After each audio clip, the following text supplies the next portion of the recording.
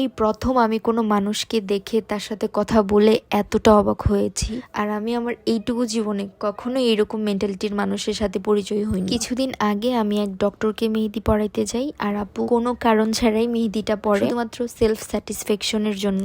আমার এই মিষ্টি ক্লায়েন্টের ব্যাপারে আজকে আমি কিছু কথা বলবো আপনাদেরকে, যেগুলো শুনলে আপনারা নিজেরাও অনেক বেশি অবাক হবে। আসসালামু আলাইকুম সবাইকে, আশা করছি সবাই অনেক ভালো আছেন আল্লাহর রহমতে। আমার এই অ্যাপয়েন্টমেন্টটা ছিল 31শে নভেম্বর। উত্তরাতে রাস্তার ভিউ দেখতে দেখতে আমি আপুর লোকেশনে পৌঁছাই যাই। আপুর বাসার নিচে আমি ওয়েট করছিলাম। মাশাআল্লাহ, বেড়ালটা কি কিউট, কেউ একজন মাছ কাটছিল আর বেড়ালটা তাকাই ছিল সেখানে। এরপর আমি আপুর বাসায় গিয়ে মেহেদিগুলো রেডি করে নেই।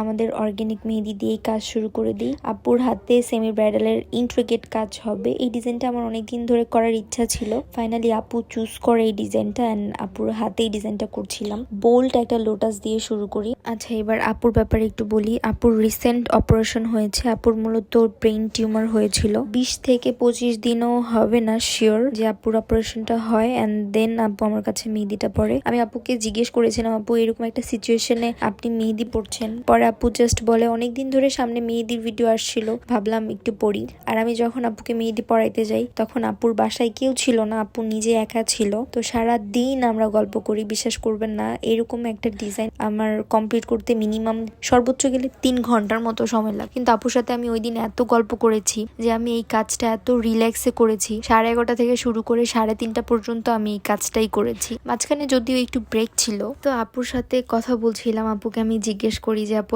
আপনার এরকম একটা সিচুয়েশন, আপনি মেহেদি পড়ছেন, কেমন ছিল এরকম, মানে সিচুয়েশনটা কেমন ছিল? তখন আপু বলল যে আমার কাছে খুব নর্মাল লাগছে সিচুয়েশনটা। আপু মূলত বুঝতে পারে যে সামথিং ইজ রং, আমার চোখে কিছু প্রবলেম হচ্ছে। তারপর ডক্টর দেখায়। ডক্টর দেখার পরেই ডক্টর ওনাকে জানায় যে ওনার ব্রেইন টিউমার আর এটা ইমার্জেন্সি অপারেশন করাইতে হবে। আর আপুর ফ্যামিলি মেম্বার্সরা, আপুর বাবা মা এবং ভাই বোন সবাই অনেক বেশি ভয় পেয়ে যায় ব্যাপারটা নিয়ে। ইভেন আপুর ফ্রেন্ডরাও সবাই তার সাথে এক্সট্রা কেয়ার করতেছে। সো এই জিনিসটা নাকি আপুর মানে খুব অবাক লাগছে যে কেন আমার একটা প্রবলেম হয়েছে, এটা তো অপারেশন করাইলে ঠিক হয়ে যাবে। মানে আপু পজিটিভ ছিল, বা আপুর কথা হচ্ছে যে হ্যাঁ হয়েছে তো কি হয়েছে, হইতেই পারে, আল্লাহ হয়তো বা এর থেকে খারাপ কিছু রাখছিল আমার ভাগ্যে, ওইটা না হয়ে এটা হয়েছে, আল্লাহ আমার জন্য এটা ভালো মনে করছে এটা রাখছে। মানে আপু একদম পজিটিভ মাইন্ডের একজন মানুষ।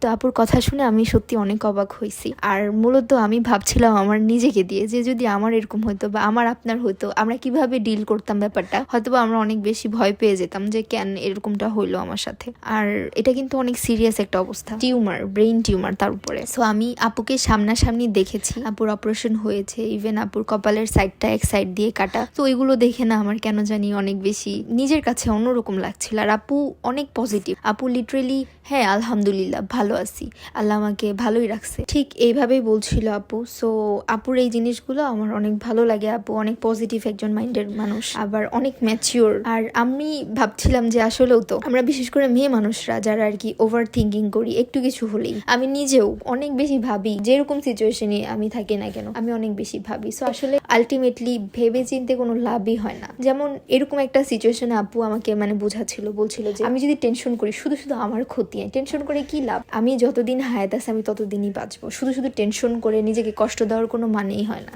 সো এই হচ্ছে আমার ওই দিনের অভিজ্ঞতা। হাতের নিচে 2 পার্ট কমপ্লিট করার পরেই আপুর বাসায় লাঞ্চ করি। আর আপু আমার জন্য চাইনিজ নিয়ে আসে। মানে আপুর আন্তরিকতায় আমি পুরো মুগ্ধ। দুপুরে লাঞ্চ করার পরেই আপুর উপরের পার্টের আমি কাজ ধরি। আপু এই ডিজাইনটা পছন্দ করেছিল, আমি কিছু ছবি দিয়েছি, সেখান থেকে আপু চুজ করেছে। সো আপুর পছন্দ অনুযায়ী করে দিচ্ছিলাম। আপনারা যারা যারা এই ওয়েডিং সিজনে আমাদের কাছ থেকে মেহেদি পড়তে চাচ্ছেন তারা আমাদের পেজে ইনবক্স করবেন, আপনাদের সকল ইনফরমেশন দিয়ে দেওয়া হবে। আচ্ছা, আজকের ব্লগটা মেবি অনেক বেশি বড় হয়ে যাচ্ছে, আর বড় করব না।